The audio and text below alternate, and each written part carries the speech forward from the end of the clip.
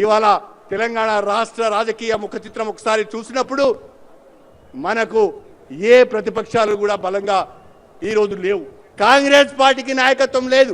15 మంది ఎమ్మెల్యేలు ఉంటే 15కు 15 కూడా ముఖ్యమంత్రులుగా ప్రకటించుకునే మనుషులు మన కేసీఆర్కు సాటి అని నేను అడుగుతున్నా.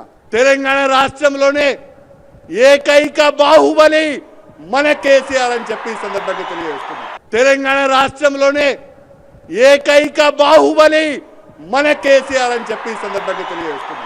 తెలంగాణ రాష్ట్రంలోనే ఏకైక బాహుబలి మన కేసీఆర్ అని చెప్పి సందర్భంగా తెలియజేస్తున్నా.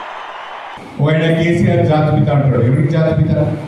భారతదేశానికి జాతిపిత ఒకరే, ఆయన మహాత్మా గాంధీ గారు.